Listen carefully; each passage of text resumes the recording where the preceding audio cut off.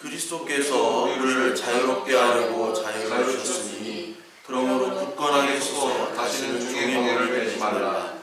보라, 나 바울은 너에게 말하노니 너희가 만일 할례를 받으면 그리스도께서 너희에게 아무 유익이 없으리라. 내가 할례를 받은 각 사람에게 다시 증언하노니 그는 율법 전체를 행할 의무를 가진 자라. 율법 안에서 의롭다함을 얻으려는 너희는 그리스도에게서 끊어지고 은혜에서 얻은 자라. 우리가 성령으로 믿음을 따라 의의 소망을 기다리니 그리스도 예수 안에서는 할례나 무할례나 효력이 없으되 사랑으로서 역사하는 믿음뿐이니라. 너희가 다른 길을 잘 가더니 누가 너희를 막아 진리를 순종하지 못하게 하느냐. 그 권면은 너희를 부르신 이에게서 난 것이 아니라 적은 누리 온 덩이에 퍼지느니라. 나는 너희가 아무 다른 마음을 품지 아니할 줄을 주 안에서 확신하노라. 그러나 너희를 요동하게 하는 자는 누구든지 심판을 받으리라. 형제들아, 내가 지금까지 할례를 전한다면 어찌하여 지금까지 박해를 받으리요. 그리하였으면 십자가의 걸림돌이 제거되었으리니 너희를 어지럽게 하는 자들은 스스로 베어버리기를 원하노라. 우리의 신앙의 핵심은 바로 하나님의 은혜죠. 우리 신앙이라는 것은 하나님의 은혜라는 그 단어 없이는 있을 수가 없는 겁니다. 근데 이제 종교라는 게 또 있어요. 우리 기독교를 종교학적으로는 종교로 얘기를 하지만 종교라는 것은 인간의 산물이잖아요. 그렇죠? 인간의 산물이기 때문에 여기에는 은혜가 사실은 낄 자리가 없어요. 그렇다면 신앙이라는 것, 이 계시라는 것, 이것은 바로 하나님의 은혜만으로만 설명을 할 수 있는 것이고, 종교는 인간의 산물이기 때문에 결국 결과물은 인간이고 시작점도 인간이라는 거죠. 그래서 우리의 은혜는 어떻게 주어지냐면 하나님께로만 주어지죠. 은혜라는 것이. 그렇기 때문에 우리 인간이 노력해서 그 은혜를 얻을 수는 없는 거예요. 그게 종교와 우리의 계시, 진리의 복음과 다른 겁니다. 그래서 우리가 돈이나 명예나 이런 것들을 취하려면 많은 노력이 필요하겠죠. 그런데 구원이라는 것은 비물질적인 거잖아요. 물질적인 것이 아니잖아요. 그렇기 때문에 어떤 노력이나 자격이 있을 수가 없는 거예요. 우리 청년들이 자격증 준비하는 청년들이 있잖아요. 자격을 따야지만이 그 일을 할 수 있는데 자격증이 있는 거면 오히려 쉬울 수가 있어요. 왜냐하면 그 자격만 따기 때문에. 근데 진짜 어려운 그 직분은 자격증이 없는 겁니다. 그렇잖아요. 어떠한 자격을 따가지고 그것들을 가지고 일은 할 수 있지만 그 사람이 좋은 아빠, 좋은 남편 되는 건 자격증이 없겠죠. 없기 때문에 더 힘든 거예요. 밖에 나가서는 굉장히 존경받고 굉장히 추앙받는 어떤 사자예요. 사자인데 가정에서는 그렇지 못할 수가 있잖아요. 가정에서는 자격증이 없기 때문에. 자격증이 있다면은 자격증만 따면 되죠. 근데 그런 자격이 없는 거예요. 그러니까 존경받는 아버지, 존경받는 어머니, 선생님, 존경받는 목사님 이런 거. 목사도 자격증이 있지만 그 자격은 인간이 주는 자격이 아니죠. 그리고 가장 따기 힘든 자격증이 뭐냐면 자격증은 아니지만 하나님의 자녀라는 거. 그거는 노력해서 될 수 있는 것이 아니에요. 시험 봐서 선생님이 되고 변호사가 되고 의사도 될 수 있지만 하나님의 자녀는 자격으로 되는 게 아니에요. 근데 종교는 자꾸 구분을 하잖아요. 이 자격을 따야지만이 너는 뭐가 될 수 있어 하는 게 종교고, 신앙이라는 것은 그 자격이 없어지는 겁니다. 그러니까 신앙은 오히려 무자격이 자격이 되는 거예요. 무자격한 사람들, 우리가 자격이 없지만 하나님의 자녀가 되는 것 어떻게 설명되느냐? 그게 바로 은혜다 라고 설명될 수 있는 거죠. 그래서 지금 뭐 총리나 장관 청문회들을 하잖아요. 청문회. 우리 문재인 정부에서 그 5가지 조건을 걸었죠. 병역 뭐 탈루, 그리고 탈세 의혹, 그다음에 뭐죠? 위장 전입, 그다음에 논문 표절, 부동산 투기, 이런 거 5가지에 한 사람은 공직에 쓰지 않겠다 하는데, 막상 사람을 뽑아 놓으니까 다 걸리잖아요. 그 5가지에 다 해당 안 되는 사람들은 우리 같은 사람들. 우리 같은 사람들은 병역을 뺄 수도 없어. 뺄 수도 없고, 세금을 낼 수도 없어. 낼 수도 없고, 낼 것이 없지. 네, 낼 것도 없고, 뭐 논문 표절, 논문을 쓸 일도 없고, 그렇죠. 부동산 투기 할 일도 없고, 위장 전입 할 일도 없어요. 그러니까 이런 사람들은, 우리는 깨끗하잖아. 그러면 5개 조건에 다 들어가는데, 이게 뭐 리스트에 전혀 없어요. 근데 리스트 있는 사람들은 여기에 다 들어간단 말이에요. 그래서 이제 문재인 정부 사람들이나 다 주변 전문가들이 이렇게 하면 뽑을 사람이 없다. 그러니까 몇 개는 좀 추리자. 뭐 위장 전입이나 논문 표절 아는 사람도 없으니까, 위장 전입 아는 사람도 없으니까 그냥 2개는 봐주자. 3개, 뭐 세금, 부동산 투기, 뭐 병역, 이것만 빼고 2개 정도는 봐주자. 뭐 이런 얘기들이 있거든요. 그러니까 3개는 못 봐주고 2개만 이렇게 하자 해가지고 커트라인을 정하는 거잖아요. 그러니까 자격을 주어지는 거예요. 자격으로 이 사람은 합격, 이 사람은 불합격 하는 게 바로 이 세상의 시스템이고, 그리고 이 세상은 맨날 변하잖아요. 왜? 인간과 환경이 기준이기 때문에. 근데 하나님의 자녀는 하나님의 약속이기 때문에 하나님의 약속은 변하지 않죠. 그래서 언약이라고 하잖아요. 그래서 그 언약을 특별히 뭐라고 얘기하면, 구약에서는 소금 언약이라고 배웠죠. 소금 언약. 소금의 불변한 언약이라고 그랬잖아요. 불변한 언약. 그러니까 하나님의 말은 한 번이 떨어지면 변하지가 않는 거예요. 근데 인간은 이랬다가 저랬다가 뭐 깨끗하게 하자 해가지고 열심히 하는데, 열심히 하려고 해도 혼자는 안 되잖아요. 다른 사람이 도와줘야 되고 반대파가 도와줘야 되니까 이랬다가 저랬다가 바꾸는 거. 이것이 바로 인간의 계약이거든요. 그러나 하나님의 언약은 변함이 없다. 즉 우리가 자격이 없음에도 불구하고 자격과 상관없이, 인간의 노력에 상관없이 하나님의 자녀가 되는 거예요. 이게 바로 하나님의 약속이라는 거죠. 그래서 이 갈라디아에서는 구원의 문제를 다루는데, 구원은 하나님의 은혜로만이 들어간다라는 게 갈라디아에서의 요체잖아요. 그래서 다시 율법의 조건, 자격 조건으로 돌아가지 말아라. 그게 갈라디아에서의 말인데, 그렇다면 구원이라는 게 뭐냐 도대체? 구원. 그러니까 우리는 교회에서 구원이란 말을 참 많이 쓰는데, 저도 옛날에 불신자 때 전도를 당해보면, 뭐 전도를 안 당한 사람이 없겠죠, 대한민국에서.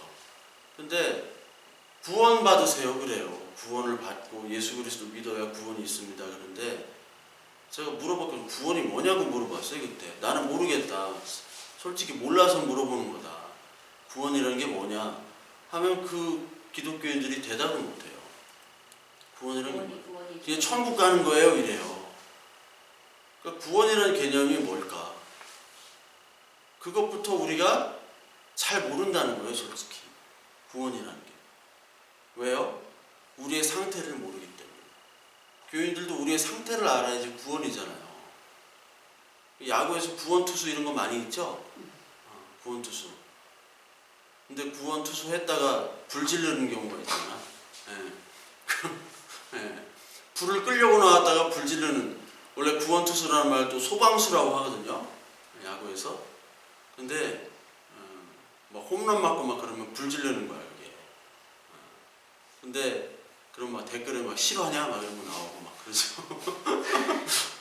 근데 이 구원이라는 거는 바로 사전적인 의미도 내가 찾아봤어요. 사전 고통이나 죄악과 이런 것들로부터 건져내는 일이다. 특히 이제 죄악은 안 쓰고 고통에서 건져지는 게 일반 사전적인 의미고, 또 밑에 보니까 종교적인 의미가 나오더라고요. 죄악, 죽음에서 건져내는 일이라고 기독교에서는 얘기한다, 이렇게 얘기해요. 그러니까 정확하게 얘기를 한 거죠. 죄, 죽음, 고통, 이게 바로 인간의 모습이죠. 인간은 유한하고 제한성이 있다라는 것을 인정하는 게 바로 구원의 시작이잖아요. 우리가 고통받죠. 그리고 죽잖아요. 죽기 전에 우리가 막 늙죠. 여러분들은 젊으니까 잘 모르는데 40, 50 넘어가면 눈도 막 침침해지고 막 피부도 막 이상해지고 막 주름도 가고, 이게 노화가 시작되는 거잖아요.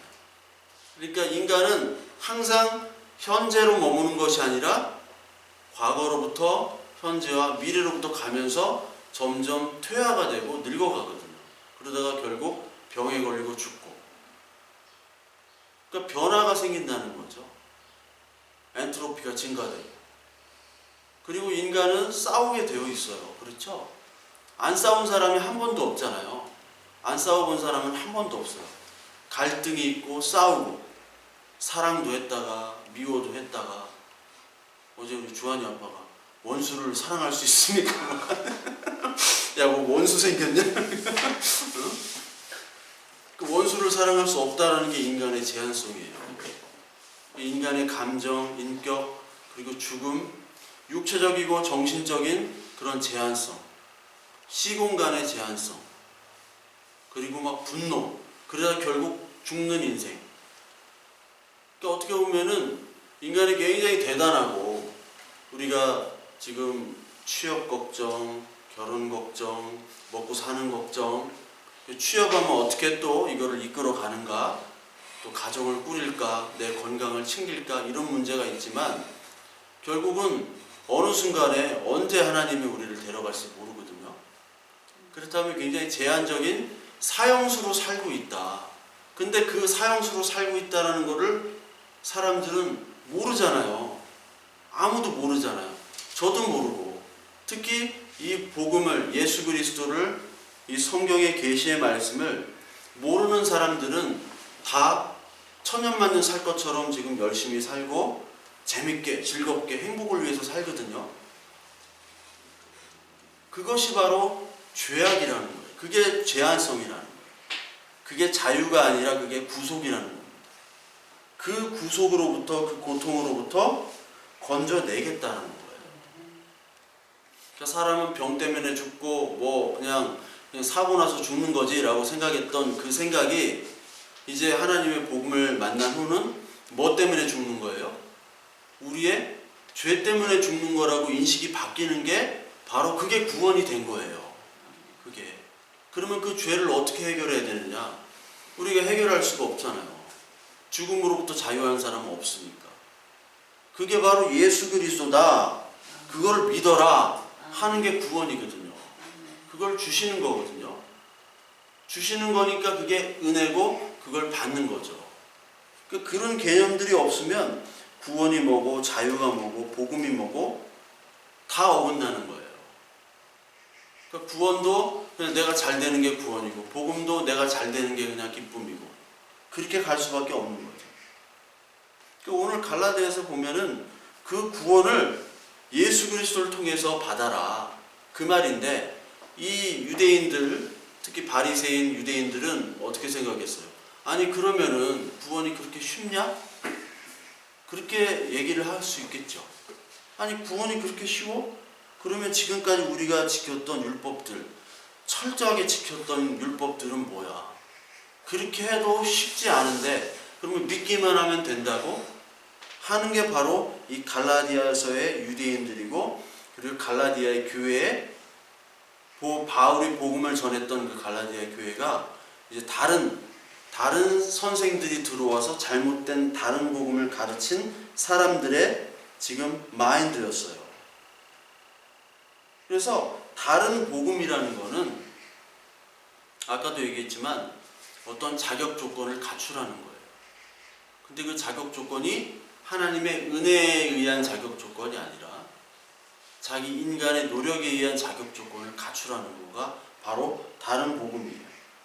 그래서 다른 복음은 사람이 먼저고 사람이 규정을 하고 사람이 법을 정하고 결국 인간 만능주의로 가게 되는 게 율법주의고, 그리고 그것이 바로 유대인들 바리새이주의였어요. 근데 우리 신앙은 뭐냐? 신앙은 전에도 얘기했지만 unconditional election이잖아요. 컨디션, 그 조건이 없는 선택이란 말이에요. 하나님이 조건 없이 선택을 해준 거예요. 자기 자녀를 태어났는데 자녀 중에 아픈 자녀들이 있잖아요, 정신적으로. 그렇다고 해서 그 자녀를 미리 알아서 자녀를 없앨 수는 없잖아요. 예? 우리 자녀라는 게 우리가 선택할 수 있는 게 아니죠. 태어나 보니까 얘가 뭐 손이 없을 수도 있고, 손가락이 뭐 기형일 수도 있고, 원래 아플 수도 있고, 선택할 수가 없는 그 선택, 그게 바로 하나님의 선택입니다. 근데 이거를 현대신학은 받아들이진 않아요. 하나님이 그렇게 무작정적으로 선택했냐? 그건 아니다. 왜? 현대신학은 철학이 들어가기 때문에. 그러니까 실존 철학이 들어가고 과정 철학이 들어가고 자유주의 철학이 들어가기 때문에 이런 것들을 거부해요. 그런데 성경은 뭐를 얘기하느냐? 야곱도 그랬고 노아도 그랬고 모든 인물들이 다 그랬잖아요. 특히 노아에게 열심히 방주를 줬는데 방주 줬다고 하나님이 구원한 게 아니라 노아에게 하나님의 은혜가 있다. 하나님의 은혜를 입었더라라는 구절이 있어요. 그러니까 은혜로 그 하나님의 자녀가 되는 거고 구원을 얻는 거죠. 야곱 보세요. 야곱은 얼마나 사고를 많이 쳤어요. 그럼에도 불구하고 하나님은 이스라엘이라는 이름으로 주셨잖아요. 죄가 많음에도 불구하고 하나님이 너를 선택했다. 그게 바로 성경에 나오는 많은 인물들의 역사였고 그들의 인생이었기 때문에 하나님이 결국 너를 택한다. 그러니까 똥 깨는 지제도 기차는 간다. 우리가 아무리 지져도 멈추질 않아요. 하나님의 열심은. 그게 바로 하나님의 구원이다. 그런데 인간은 자꾸 자격을 따지려고 하거든요. 이 사람은 구원을 받을 자격이 있어. 이 사람은 구원받을 자격이 없어. 커트라인을 정한단 말이에요. 그게 바로 종교입니다. 그거는 복음이 아닙니다. 그래서 여기 우리가 읽어본 성경 갈라디아서 5장 한번 봅시다. 5장 한번 보니까 뭐가 나오느냐? 5장 4절에 율법 안에서 의롭다함을 얻으려 하는 너희는 그리스도에게서 끊어지고 은혜에서 떨어진 자로다.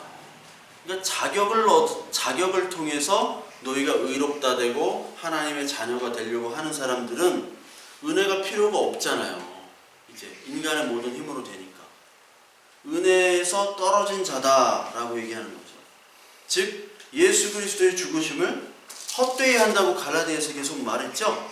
예수의 죽으심을 헛되이 한다. 우리가 계속 배웠잖아요. 4장에서도 배웠고. 왜 헛되이 해요? 자기 인간이 조건으로 구원을 얻으려고 하는 거니까. 그러니까 이제 하나님은 네 인간의 힘으로 다 되니까 나의 은혜는 이제 필요 없지. 그러면 이제 너와 나는 상관없는 사람이야. 상관없는 관계야. 관계를 끊자 하시는 거예요. 그게 바로 이 갈라디아서의 얘기입니다. 6절에 보니까 그리스도 예수 안에서는 할례나 무할례나 효력이 없다. 할례를 받으나 할례를 받지 않아. 할례가 뭐냐면 하나님이 할례를 받으라고 했죠. 그러나 그 할례는 구약의 할례는 육체적인 할례예요, 아니면은 그 복음적인 할례? 육체적인 할례잖아요. 그 육체적인 할례는 이제 예수 그리스도를 통해서, 예수 그리스도가 세례를 통해서, 세례는 것은 하나님과 나와 함께 이제 사는 거잖아요. 옛사람은 죽고 이제 함께 산다. 하나로 부부로 산다 라는 게 연합된 건데, 구약의 육체적인 할례는 이제 필요가 없어지는 거죠. 필요가 없어지는 거기 때문에 할례를 받은 사람은, 이미 받은 사람은 할 수 없고, 그렇죠? 무할례였다는 이방인들, 받은 유대인 말고 무할례인 이방인들은 육신의 할례를 받을 필요가 이제는 없다라는 거예요. 그러니까 새로 들어온 사람들 있죠, 교인으로. 그 사람들이 우리 교회에서 뭐 해요? 교회들은 뭐라냐면 이 새신자 교육이라는 게 있어요. 그래서 외부에서 온 분들은 새신자 교육을 꼭 시킵니다. 외부에서 뭐 권사가 됐건 장로가 됐건 목사님이었든 상관없이 새신자 교육 5주나 6주 받아요. 왜 이렇게 시키겠어요? 공동체라는 걸, 우리라는 걸 강조하기 위해서. 근데 그것도 나는 좀 문제가 있다고 봐요. 그것도 뭐 나쁘다고 할 수는 없지만, 예를 들자면 그런 건데, 그 할례라는 게 그런 거예요. 너희들 우리 공동체, 신앙의 공동체 들어오려면 너희들 예수 그리스도를 입으로만 고백하면 안 돼. 왜? 우리는 먼저 믿었는데 우리는 할례를 받았거든. 원래 정통이거든 우리가. 그러니까 너희들도 할례를 받아. 그게 잘못됐다는 거예요. 그게. 그러니까 지금의 어떤 교회에서 새신자 교육이라는 게 그 교회 교육을 받는 식으로 바뀌어버렸어요. 신앙의 기본적인 교육을 해서 이 사람이 어느 정도인지 하고 같이 이렇게 복음으로 알아가고 교제하고 그런 의미가 아니라, 우리 교회에서는 이런 걸 하니까 이렇게 너도 해야 돼 라는 걸로 가는 것이 바로 새신자 교육이 되어버렸어요. 그렇다면 뭐예요? 우리 교회만 진짜 교회야. 그렇게 돼버릴 수가 있는 거죠.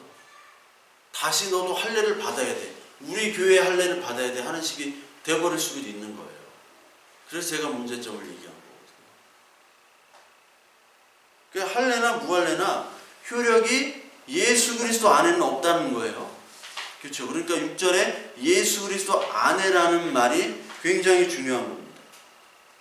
다시 1절로 돌아가가지고 5장 1절, 따라서 너희는 다시는 종의 멍에를 매지 말라. 종의 멍에를 매지 말라는 거예요. 종은 사람의 종이잖아요. 인간의 종이고 규율의 종이고 할례의 종입니다. 율법의 종이고 사람이 만든 규율로 왜 다시 돌아가느냐, 그거죠. 그것이 지금 바울이 절규하면서 얘기하고 있는 거예요. 왜 돌아가느냐? 내가 그렇게 가르쳤는데 왜 또 돌아가느냐? 지금 바울은 너무 답답한 거죠. 그러면서 지금 바울이 비유를 하나 들고 있어요. 비유를. 너희가 다름질을 잘하더니 누가 너희를 막아 진리를 순종하지 못하게 하더냐. 7절. 그리고 9절에 적은 누룩이 온 덩이에 퍼지느니라. 10절. 나는 너희에게 아무 다른 마음을 품지 아니할 줄을 주 안에서 확신하노라. 그러나 너희를 요동하게 하는 자는 누구든지 심판을 받으리라. 여기에 보니까 누룩이라는 말이 있고요, 또 두 마음이라는 말이 있어요. 누룩. 여러분, 그 누룩과 두 마음은 이제 똑같은 용어입니다, 사실은. 누룩이라는 거를 여러분 어디서 많이 봤어요? 성경에서? 레위기도 있죠. 그리고 뭐 출애굽도 있고. 누룩이라는 게 어떤 역할을 합니까? 빵을 이제 크게 하는 역할을 하는 거죠. 또 뭐 맛있게 하는 역할을 하는 거죠. 근데 예수님께서 복음서에서 누룩에 대한 비유를 많이 하셨죠. 누룩의 첫 번째 의미는 뭐죠? 누룩을 두 가지로 비유를 하셨어요. 첫 번째는 하나님의 나라를 누룩으로 얘기를 하셨습니다. 하나님의 나라. 그러니까 하나님의 나라에 대해서 예수님은 계속해서 비유를 드셨잖아요. 하나님의 나라. 천국은 뭐냐? 천국은에서 비유가 엄청나게 많이 드셨죠? 그러니까 비유 중에 가장 대표적인 게 씨 뿌리는 비유, 그리고 천국 비유. 근데 천국을 누룩이라고 얘기하셨어요. 하나님의 나라를. 누룩은 작은 것이 커지게 만드는 거잖아요. 그러니까 하나님의 나라는 어떻게 옵니까? 겨자씨로 온다고 그랬죠? 예. 예? 뭐처럼 와요? 도둑과 같이 오는데, 예. 그러니까 도둑이 그거예요. 그 알지를 못하니까 겨자씨가 이 볼펜 점 찍은 것보다 더 작은 게 겨자씨잖아요. 예. 겨자씨인데 그 작은 겨자씨가 큰 나무가 된다고 예수님이 비유를 하셨잖아요. 그게 뭐냐면 겨자씨가 어떻게 자라는지 몰라요. 우리가 다 그걸 관찰을 못해요. 그 작은 게 부풀어 올라서 그렇게 큰 나무로 자란다. 누룩과 같다라는 게 조금 넣는데 빵이 엄청 커지잖아요. 빵 이만한 거 밀가루 요만큼 들어가요. 밀가루 요만큼 들어가니 커지잖아요. 밥도 마찬가지지만 밥도 쌀을 불려가지고 불리면 물을 먹은 다음에 그 쌀 있는 것보다 밥을 하면 굉장히 많아지잖아요. 그것처럼 누룩이 커지는 그 역할을 한단 말이에요. 그게 하나님 나라예요. 예수 그리스도께서 이 땅에 오셨을 때 아무도 주목을 안 했죠. 저 어디 구석탱이 뭐 마구간인지 뭐 외양간인지 거기 태어나셨다. 누가 주목을 해요. 근데 그 예수 그리스도의 그 한 명으로 인해서 우리나라로 치면 뭐 외양간이라고 할 수 있는 거죠. 예. 그 예수님의 한 분으로부터 12명이 오고 그 다음에 많은 사람이 오고 그 다음에 예수님이 죽으신 후에 한 알의 밀알이 한 알이 떨어진 거예요. 예수님 십자가에서는 예수 그리스도를 믿은 사람이 없잖아요. 그 여자들 몇 명만 있었고 남자들 제자들이라고 하는 남자들은 다 도망갔잖아요.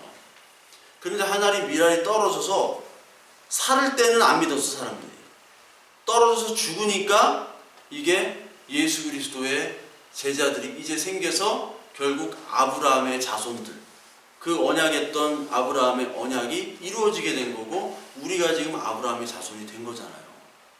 그거를 몰라요. 우리는 이렇게 큰 관점에서 보는데 모르는 거예요. 그게 바로 하나님의 나라입니다. 비밀이에요. 작은 게 커지는 거. 근데 두 번째는 누룩이 나쁜 의미입니다. 나쁜 의미. 어떤 의미가 있냐면 마가복음 8장 15절하고 마태복음 16장 6절에 보면 예수님께서 계속 바리새인과 사두개인, 헤롯의 누룩에 주의하라 라고 나와요. 이 누룩이라는 건 뭐냐면 작은 게 커진다고 그랬잖아요. 내가 돈이 100원밖에 없는데 수십억 있는 것처럼 뻐기고 다니는 사람들이 있죠. 그걸 외식이라고 그러잖아요. 그래서 누가복음 12장 1절에도 위선과 외식을 말할 때 예수님께서 누룩을 주의하라 라고 얘기하는 거예요. 그러니까 누룩이라는 거는 하나님을 믿진 않아요. 근데 믿는 척 하는 거예요. 왜? 지도자니까. 종교 지도자니까. 예수 그리스도가 왔어요. 그럼 예수 그리스도 실체는 믿어야 되는데 그 바리새인 중에서도 믿은 사람이 있죠. 니고데모나 아리마대 요셉이나 이런 사람들은 믿었어요. 예수 그리스도를. 그런데 믿는다고 얘기하는 순간에 그 사람의 모든 것들은 잃어버리잖아요. 그러니까 그 중에 더 어떤 사람들도 더 믿을 수 있었을 거예요. 아, 이 사람 분명히 메시아다. 그런데 그거를 드러낼 수가 없는 거예요. 우리도 마찬가지죠. 어떤 때는 보면은 하나님을 내가 정말 믿는 거 맞나 싶을 때가 있잖아요. 그런데 그냥 일반 그 성도님들은 괜찮은데 목사가 만약에 설교신이 내가 하나님 안 믿는 것 같습니다. 이렇게 막 커밍아웃 해봐. 그러면은 다음 주면은 장로님들이 목사님 다음 주부터는 안 나오셨습니다. 집에서 쉬세요. 이럴 수 있어요. 이럴 수 있어요. 그래서 제가 그랬죠. 설교를 너무 잘하는 분들. 근데 설교를 그것도 막 성경적으로 잘하세요. 그것과 하나님 믿는 것과는 다를 수도 있어요. 말만 잘해도요. 말 잘하고 학습력이 뛰어난 사람들 있죠. 머리 공부 잘하고 학습력이 뛰어나고 말 잘하는 사람들이 예수님 안 믿는데 설교는 성경적으로 잘할 수 있다니까요. 쉽게 말하자면 바리새인이 그랬어요. 바리새인이. 율법도 잘 지켜, 너무 말도 잘해, 행동도 다 모범이야. 근데 그 사람은 모든 사람에게 존경을 받아야 되잖아요. 실제로 존경을 받았고 니들은 천국에 못 들어가도 나는 들어가. 많은 사람들이 야, 나는 어떻게 천국에 들어갈까? 바리새인들은 들어갈 거야 다 생각했어요. 근데 예수님의 평가는 어땠어요? 이 독사의 새끼들아, 소경이 소경을 인도하는구나. 그리고 바리새인의 의보다, 서기관과 바리새인의 의보다 더 의롭지 못하면 너희들은 천국에 들어갈 수 없다라고 얘기했어요. 일반 사람들에게. 일반 사람들이 아니 우리가 어떻게 바리새인 의보다 더 큽니까? 그 우리 보고 어떻게 들어가라는 얘기입니까? 이렇게 반문을 하잖아요. 근데 예수 그리스도가 말한 그 의는, 더 큰 의는 바리새인보다 더 열심히 율법을 지키라는 게 아니잖아요. 진짜 의 대신 예수 그리스도를 믿어라. 믿고 받아들여라. 네가 얼마나 죄인되임을, 그리고 율법이 그림자임을 받아들여라. 내가 성령으로 주겠다. 그거가 바로 의인데 잘못 받아들이는 거죠, 사람들. 내가 더 저 열심히 지켜야 되는데 내가 드릴 재물도 없고 헌신할 시간도 없고, 그런데 바리새인보다 더 많이 해야 된다고? 그렇게 생각할 수 있는 거잖아요. 그러니까 이렇게 존경을 받다 보니까 누룩이 커진 거예요. 즉 인간을 부풀리는 게 바로 노력입니다. 그리고 누룩이에요. 인간을 부풀리게 하는. 하나님이 커지고 우리는 죽어야 되는 거잖아요. 근데 누룩은 그 조그만 인간의 조그만 알량한 노력이 커지는 거예요. 내가 요만큼 해놓고 내가 다 했대. 우리 전 장군님 맨날 하는 얘기가 나 때는 정말 잘 살았고 나 때는 정말 평화로웠고, 응? 전 장군님 그랬잖아요. 근데 지금 경제가 이 모양이라고. 나 때는 뭐 GDP가 1년에 15%씩 이렇게 20%씩만 올라가고, 내가 잘했기 때문에. 뭐 지가 잘한 게 뭐가 있어요? 쿠데타 한 거밖에 없잖아. 시대가 또 그랬으니까 그런 거지. 근데 그 조그마한 걸 가지고 크게 부풀리는 게 바로 이게 누룩이라는 거예요. 그러니까 율법주의가 그거예요. 내가 이렇게 노력을 했으니까 하나님이 따따블로 축복을 주시겠다. 그래서 30배, 60배, 100배를 여기다 갖다 붙이는 거예요, 사람들이. 30배, 60배, 100배의 축복을 주시옵소서. 씨 뿌리니까 씨를 막 뿌리는 게 뭐예요? 내가 율법의 씨를 뿌리고 노력의 씨를 뿌리고 헌신과 헌금과 봉사의 씨를 뿌릴 때니까 하나님 나와 우리 가족, 우리 아들, 딸내미, 우리 손자, 손녀까지 30배, 60배, 100배의 축복을 주시옵소서. 이렇게 기도하는 게 다 여기서 나오는 거예요. 그 비유가 무슨 의미인지를 관심도 없고, 그 비유를 알면 시험에 들어요. 오히려 시험에 드니까 알 필요도 없고 알고 싶지도 않고. 그게 바로 누룩이에요. 이 누룩을 조심하라. 그거거든요. 그래서 우리 고린도전서 5장 6절 한번 볼까요? 고린도전서 5장 6절에 누룩에 대한 게 또 나옵니다. 5장 6절 너희가 자랑하는 것이 옳지 아니하도다. 적은 누룩이 온 덩이에 퍼지는 것을 알지 못하느냐. 갈라디아서처럼 또 적은 누룩이 온 덩이에 퍼지는 것을 얘기하죠. 너희는 누룩 없는 자인데 새 덩어리가 되기 위하여 묵은 누룩을 내버리라. 우리의 유월절 양 곧 그리스도께서 희생되셨느니라. 이러므로 우리가 명절을 지키되 묵은 누룩으로도 말고 악하고 악에 찬 누룩으로도 말고 누룩이 없이 오직 순전함과 진실함의 떡으로 하자. 우리 유월절 지킬 때 누룩을 넣어요, 안 넣어요? 누룩을 넣지 않는 빵을 먹죠. 맛없는 빵을 먹었어요, 유월절 때. 지금 안식일 때도 이스라엘 그 유대인들은 뭐를 치우냐면 일단 누룩부터 치웁니다, 집에서. 뭐 이런 걸 치워요, 안식일 날. 원래 유월절에 없애면 되는데 그 절기를 그렇게 실제로 지금도 지키는 거예요. 옛날에 이스라엘 그런데 사람들은 누룩을 다 집에서 그렇게 갖고 있었나 보죠? 그건 모르겠어요.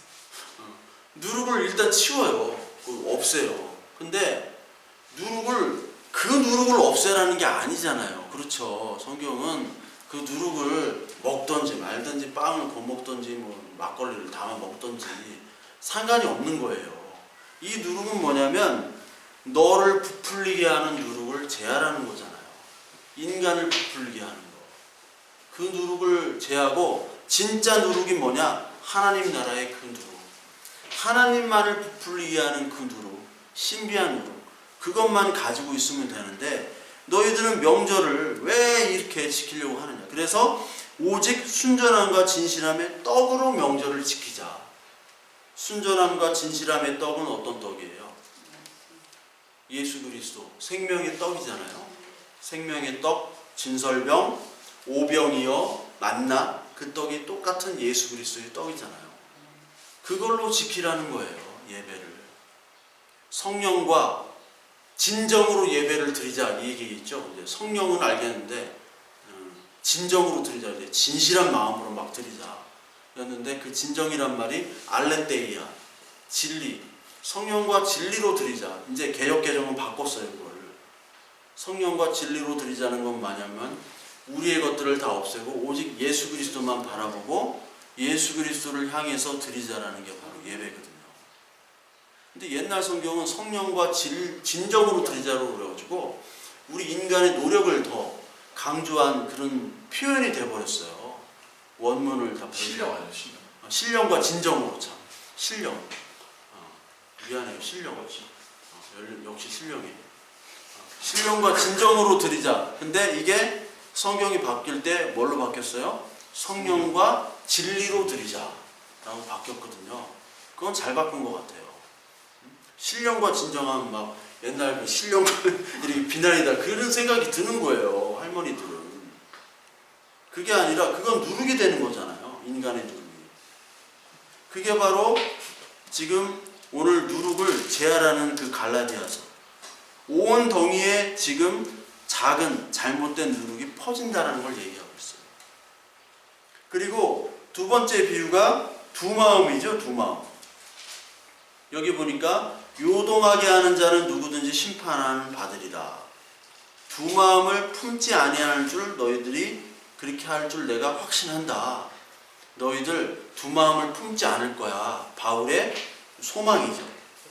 근데 여기 두 마음이라는 게 성경에 보면 시편 119편 13절에 보면 내가 두 마음을 품은 자를 미워하고 주의 법을 사랑한다. 이런 표현이 있어요. 두 마음. 그리고 야고보서에 이 두 마음이라는 게 있는데 야고보서 1장 8절을 볼까요? 야고보서 1장 8절을 보면요. 두 마음을 품은 모든 일에 정함이 없는 자로다. 이게 어디서 나오느냐? 오직 믿음으로 구하고 조금도 의심하지 말라. 의심하는 자는 마치 바람에 밀려 요동하는 물결 같으니 이런 사람은 무엇인지 주께 얻기를 생각하지 말라. 두 마음을 품은 모든 일에 정함이 없는 자더라. 이 성경을 어떻게 해석하냐면 너희들 기도할 때 구할 때 두 마음 갖지 마. 무조건 된다는 마음을 가져. 부정적인 마음을 제해. 불합격이 아니라 합격! 이렇게. 합격! 이렇게. 절대로 나는 다른 놈들은 다 불합격돼도 나는 합격이야. 이 마음을 가지고 기도를 해야지 하나님이 주셔. 이걸 가지고 이 성경 구절을 인용했어요. 두 마음을 품으면 안 된다. 근데 5절을 한번 봐요. 야고보서 1장 5절을 보면 너희 중에 누구든지 지혜가 부족하거든 모든 사람에게 후히 주시고 꾸짖지 아니하시는 하나님께 구하라. 그러면 주시려. 이게 지혜가 뭐예요? 공부 말하는 지혜라고 다들 생각하고 있어요. 수험생 부모님들은 지혜를 주시옵소서. 찍어도 맞고, 물는 것도 맞고, 찍는 거 다 맞게 해주세요. 이게 지혜라고 얘기하는데 이 지혜는 뭐예요? 잠언에서 지혜. 하나님은 아는 거예요. 하나님 내가 하나님 모르니까 교회를 다녀도 성경을 봐도 기도를 해도 하나님 내가 모릅니다.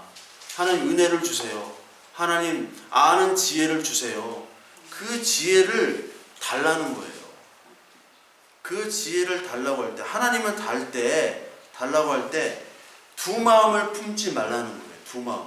두 마음은 뭐예요? 하나님 내가 하나님만을 아는 지혜를 주세요. 하면 기도를 하면서도 에이 뭐 하나님 알면 뭐해. 돈이 나와 밥이 나와 떡이 나와 에이 뭐 이런 기도 해야 되나. 그 마음이 바로 두 마음. 우리 마음에 두 마음이 있잖아요. 바울이 고백했잖아요. 로마서 7장에 나는 곤고한 자다. 내 마음에 하나님의 성령의 법을 지키려고 하는 마음도 있지만 내가 죄의 법을 따르는 그 마음이 있다. 그러니까 우리가 기도하고 예배하고 찬양하고 하면서도 우리는 두 마음을 품는 존재란 말이에요. 두 마음을 품는 게 바로 그거예요. 야고보서 4장 8절에 또 두 마음이 나옵니다. 하나님을 가까이 하라. 그리하면 너희를 가까이 하시리라. 죄인들아, 손을 깨끗이 하라. 두 마음을 품은 자들아, 마음을 성결하게 하라. 이게 성결하게 우리가 못하니까 하나님 성령을 통해서 두 마음을 품지 않고 하나의 마음을 갖게 해주세요 라는 게 두 마음이에요. 이게 두 마음이 여러분들 영어 성경을 보면 더 확실해져요. 여러분 갈라디아서 오늘 읽은 5장 10절 보면 5장 10절에 나는 너희가 아무 다른 마음을 품지 아니하는 줄을 주 안에서 확신하노라. 굉장히 어려워요. 네. 그러나 너희를 요동하는 자는 누구든지 심판을 받으리라. 이렇게 되어 있어요. 근데 영어 성경을 보면은 그 확신하노라 이 말을 빼놓고 that you will have no other mind래요. 너는 다른 마인드를 갖지 않을 거야. 나는 그렇게 생각해. 어떤 성경 버전은 other mind라고 하고 어떤 성경은 other view라고 얘기해요. 그러니까 다른 거를 보지 않을 거라는 거예요. 다른 방향으로. 그러니까 두 마음이라는 게 마음 가는 곳에 얼굴이 가고 눈이 가잖아요. 그러니까 마인드랑 뷰랑 똑같은 거예요. 그러니까 내가 관심 있는 곳에 이렇게 가는데 이쪽이 아니라 다른 쪽이 아니라 오직 하나님의 방향으로만 눈을 돌릴 거야 라고 하는 표현이에요. 마인드나 뷰나 But he who troubles you 이런 말도 쓰지만 또 who is throwing you into confusion 그러나 어떤 사람들은 뭐를 하느냐? 너를 혼란스럽게 빠뜨리는 사람이 있을 거야. 그거예요. 근데 그 사람은 어떻게 되느냐? judgment, 심판을 받는데요. 요동하게. 여기 trouble이라는 단어를 쓰지만 throwing into confusion이라고. 혼란스럽게. 즉 예수 그리스도를 믿는 사람들이 다 혼란스러울 때가 있어요. 어느 목사님은 이렇게 얘기하고 저 목사님은 이렇게 얘기하고 혼란스럽대요. 그렇게 많이 표현하죠. 많은 분들이. 뭐가 맞느냐 도대체. 그런 질문들을 많이 받아요. 뭐가 맞느냐. 즉 하나님의 천국의 누룩이 있고 하나님 나라의 누룩이 있고 인간의 누룩이 두 가지잖아요. 근데 이 두 가지를 막 섞어버리니까 혼란스러운 거예요. 지금 하나님 나라의 누룩을 얘기했던 바울이 그래서 갈라디아 교회를 세웠잖아요. 그런데 소식을 들으니까 갈라디아 교인이 하나님 나라 누룩은 다 버리고 인간 누룩을 가지고 지금 하고 있다라는 소식이 들리니까 얼마나 좀 기가 막혀요. 그러니까 그 사람들이 혼란스럽게 되다가 이제 완전히 인간의 누룩으로 자리매김을 한 거죠. 그러다 보니까 다시 바울이 이런 얘기를 하면 그 사람은 다시 혼란해지는 거예요. 이랬다가 저랬다가 어떤 선생님이 오면 이렇게 얘기하고 저 선생님이 오면 이렇게 얘기하고 그게 지금 우리의 현실이고 우리 교회의 현실인 거예요. 그 혼란스러움. 근데 그 혼란스러움을 얘기하는 사람은 어떻게 된다는 거예요? 심판을 받는다는 거예요. 즉 두 마음은 인간이라고 그랬죠? 인간은. 즉 두 마음은 아브라함 생각하시면 돼요. 아브라함이 하나님이 언약을 주셨잖아요. 네 아들 원래 자기의 종인 종 아들로 삼거나 아니면 뭐 조카 롯을 아들로 삼으려고 이렇게 했어요. 유산이 있으니까 다 줘야지. 누굴 줘야 되나 이렇게 했는데 하나님은 네 몸에서 이제 나올 거야. 이삭이 나올 테니까 그 이삭이 이제 아들이 될 거야 했는데 25년간 기다렸잖아요. 그러니까 기다리지 못하고 이제 아브라함이 두 마음을 푸는 거죠. 인간의 마음을 품은 거예요. 인간의 생각을. 그래서 하갈을 그리고 이스마엘을 불러온 거죠. 하갈과 이스마엘이 바로 두 마음이에요. 육체예요, 육체. 그게 바로 자유인과 종의 비유를 지난주에 했죠. 그게 바로 육체고 두 마음이에요. 우리 로마서 4장 13절 한번 볼까요? 로마서 4장 13절에 보면요. 아브라함이나 그 후손에게 세상의 상속자가 되리라고 하신 언약은 율법으로 말미암은 것이 아니로 오직 믿음의 의로 말미암은 것이니라. 만일 율법에 속한 자들이 상속자이면 믿음은 헛것이고 약속은 파기되었느니라. 이 율법에 속한 자들이 상속자가 되었다. 율법에 속한 자들이 바로 두 마음을 품은 자 하갈과 이스마엘이죠. 그게 이제 비유가 이해되시죠? 그 사람들은 상속자가 됐어요, 안 됐어요? 안 됐죠. 근데 그 상속자를 아브라함이 야, 이스마엘과 하갈이 내가 보기엔 더 나은 것 같아. 그래서 얘한테 상속을 준다 하는 거는 하나님의 언약이 파기되는 거잖아요. 그게 안 된다는 거예요. 로마서 4장이 전체적으로 아브라함과 율법과 자유를 얘기하고 있어요. 4장 18절 그러면 아브라함이 바랄 수 없는 중에 바라고 믿었으니 이는 내 후손이 이같으리라 하신 말씀대로 많은 민족의 조상이 되게 하려 하심이라. 그가 100세나 되어 자기 몸이 죽은 것 같고 사라의 태가 죽은 것 같음을 알고도 믿음이 약하여지지 아니하고 믿음이 없어 하나님의 약속을 의심하지 않고 믿음으로 견고하여져서 하나님께 영광을 돌리며 약속하신 그것을 또한 능히 이루실 줄을 확신하였으니 그러므로 그것이 그에게 의로 여겨졌느니라. 그에게 의로 여겨졌다 기록한 것은 아브라함만을 위한 것이 아니요. 이게 중요해요.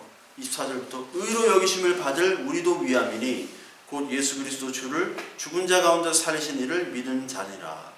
예수는 우리가 범죄한 것 때문에 내줌이 되고 또한 우리를 의롭다 하시기 위하여 살아나셨느니라. 아브라함이 바랄 수 없는 중에 바랬다. 믿을 수 없는 중에 믿었다. 그리고 사라의 태가 자기도 다 죽은 몸이잖아요. 100살이 됐는데 100살 90살에 무슨 애를 주겠다고. 그런데 그때 약속이 능히 이루어 주실 거를 이 사람들이 믿었다는 거죠. 어떻게 믿었어요? 하나님의 은혜로 그들이 믿게 되어진 거죠. 하나님의 은혜로. 근데 그것이 아브라함만을 위한 것이 아니고 지금 신앙생활하는 우리에게 이것을 위해서 기록된 거예요. 우리가 아브라함 사람 못 봤잖아요. 저와 여러분들이 바랄 수 없는 중에 바라는 것들도 있잖아요.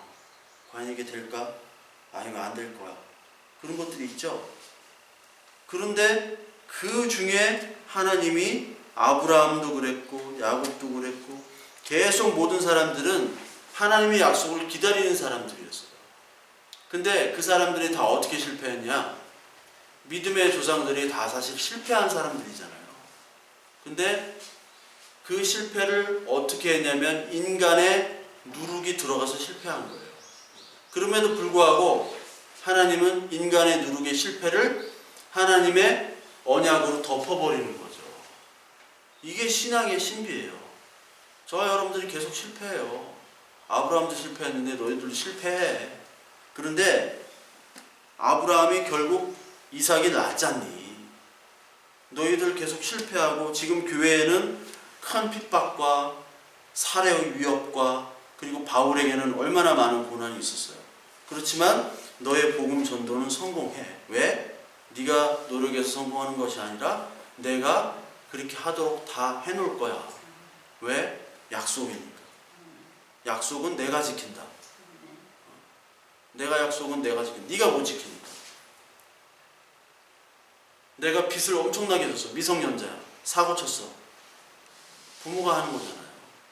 부모가 다 갚아주는 거예요. 나는 너의 아버지야, 엄마야. 너는 나의 자녀야. 그걸 얘기하는 거예요. 그러니까 우리가 지금 이걸 가지고 이 아브라함을 보면서 아브라함 얘기가 아니라 우리 얘기라는 거를 생각하면서 우리가 바랄 수 없을 때가 있을 거예요. 힘들 때가 있을 거예요. 분명히 계속 오잖아요. 우리가 가정 갖고 결혼하고 하면은 더 힘들 때가 계속 와요. 늙을수록 막 병 걸리고 그러잖아요. 나이가 들수록 돈이 더 나가요. 돈 나가는데 돈이 없을 때도 있어요. 하나님 나이 때 죽어야 됩니까? 어떻게 해야 됩니까? 아브라함도 그런 심정이었을 거예요. 이거 그냥 25년 동안 언제인지도 모르고 25년 후에 생긴다라고 하면 기다릴 거야. 근데 언제인지도 모르고 그냥 기다려 하는데 그게 기다릴 줍니까? 특히 애굽에 끌려가가지고 요셉을 통해서 총리를 해가지고 다 구원해 왔잖아요. 근데 애굽에서 몇 년간 노예살이를 합니까? 400년, 430년간 노예살이를 하는데 그게 말이 되냐고요. 430년간 하고 431년째 내가 너희들을 탈출시켜줄게 하면은 기다릴 수 있죠. 계속해서 구전해 가면서 야 우리는 죽지만 이제 5년 남았다. 그때 이제 한다. 근데 이제 기한이 없는 기다림을 하나님은 기다리라고 하는데 인간은 할 수 없지만 하나님이 그렇게 해주시고 그리고 우리 그때는 잘 몰라요. 기다릴 때 짜증나고 힘들고 그렇지만 그게 지난 후에 하나님의 역사를 알게 될 수밖에 없어요. 그건. 그때 이제 하나님의 깊은 은혜를 깨닫는 거지. 왜 MK와 헤어졌는가? 왜 안 됐는가? 이게 지금은 하나님을 욕할 수도 있어요. 하나님 이게 뭡니까 도대체? 장난하십니까? 왜? 그렇지만 이게 나중에 갈 때 우리가 알아지는 거죠. 그게 거기서 은혜의 기쁨의 몸서리를 우리가 그때 칠 수 있는 거예요. 기쁨의 몸서리를. 그 당시에 우리가 고난이 있고 할 때 기쁨에 춤을 출 수가 없습니다. 사실 그건 어떻게 보면 인간의 누룩일 수도 있어요. 가짜로 보이기 위한 그렇게 될 수가 없어요. 로마서 5장 한번 볼까요? 로마서 5장 3절부터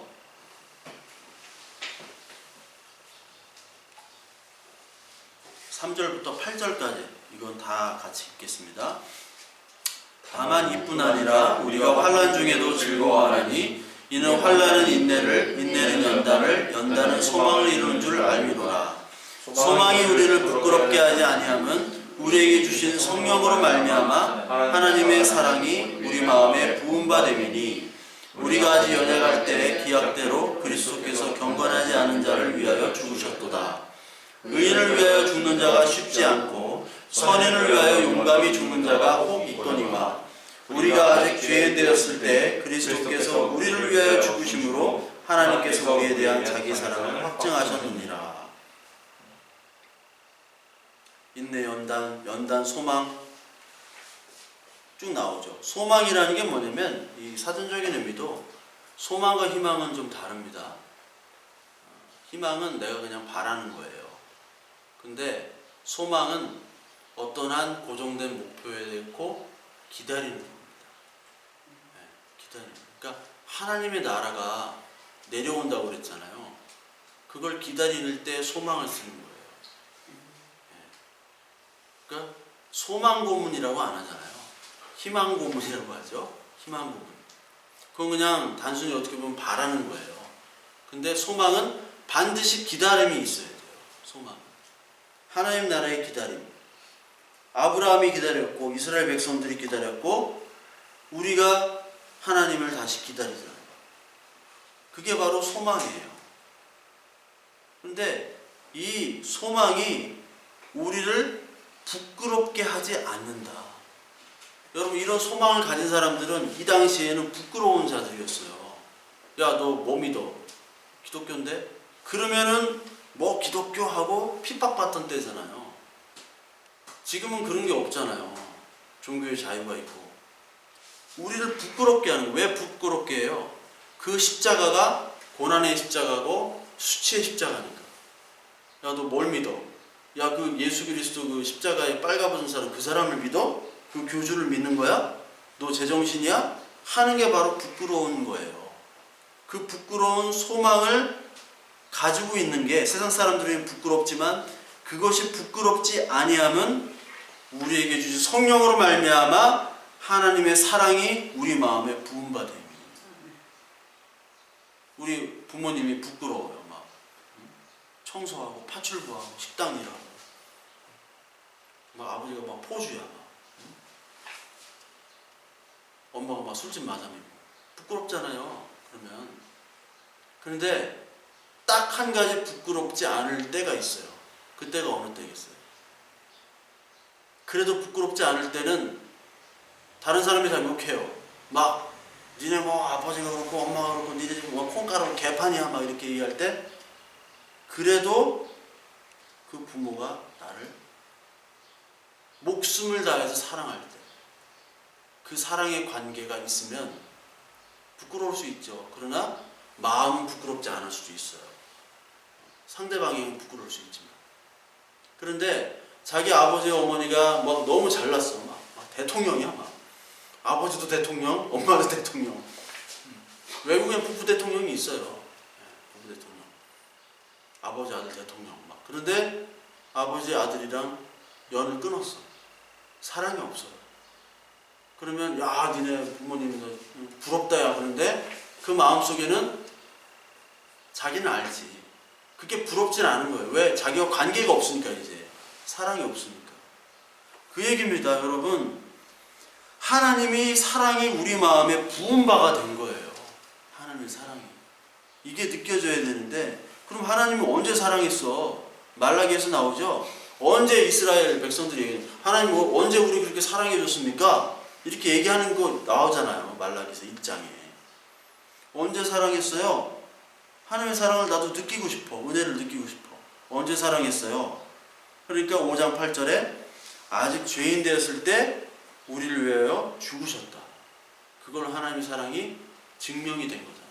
보여주신 거예요. 그러니까 이 사랑이 먼 사건인데 우리와 관계없는 사건처럼 보이는데 이 사랑이 실제로 우리가 느껴지진 않아요. 그렇잖아요. 실제로 내가 딱 있는데 누가 나를 위해서 죽어주던가 아니면 큰 빚을 갚아주면 그때 느껴지지만 이게 2000년 전 역사적인 사건이기 때문에 우리와 사실 피부로 느껴지진 않잖아요. 느껴지진 않는데 그 사랑이 어떻게 느껴질 수 있어요? 하나님의 사랑을 성령의 부으심을 입어야 돼요.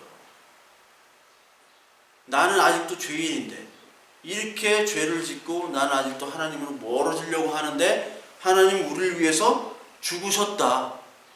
그 사건. 그리고 아브라함을 통해서 기다림을 주셨지만 동시에 진짜 이삭으로 언약을 이루셨다. 그 사건. 그 사건이 아까 로마서 4장에 나온 그거예요. 의로 여기심을 받을 우리도 위함이니 아브라함만을 위한 것이 아니다. 이 기록된 것이 아브라함만을 위한 것이 아니고 예수 그리스도 때 제자만을 위한 것이 아니고 우리의 지금 고통받고 힘들고 아직까지 기다리고 있는 우리에게 이 이야기를 하고 있는 것이다. 너에게 적용을 하라.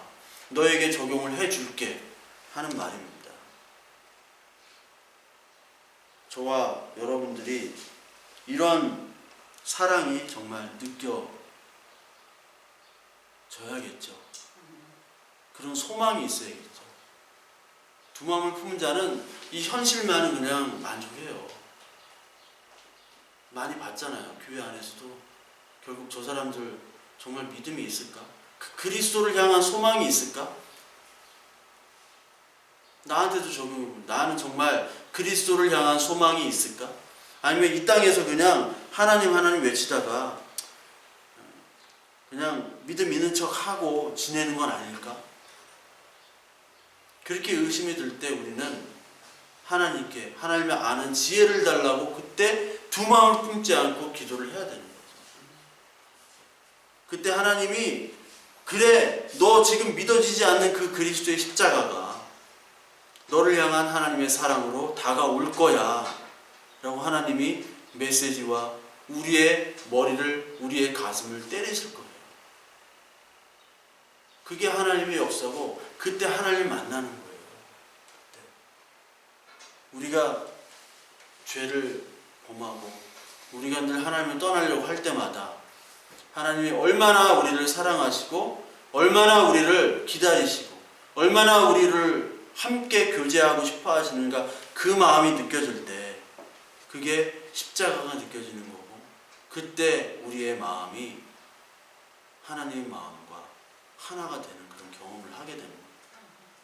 그래서 저와 여러분들이 이번 주에 기도하실 게, 하나님, 내가 이 그리스도께서 우리 십자가에서 우리를 향한 죽으심에 대한 그 사랑이 느껴지질 않아요. 느껴지도록, 그 사랑이 느껴지도록 인도해 주세요 라고 저와 여러분들 기도했으면 좋겠습니다. 그리고 우리 많은 우리 교회, 만인이라고 하면 많은 우리 모든 우리 지체들이 다 이런 기도로 한 주간을 보냈으면 합니다. 찬양 한 곡 할까요? 찬양.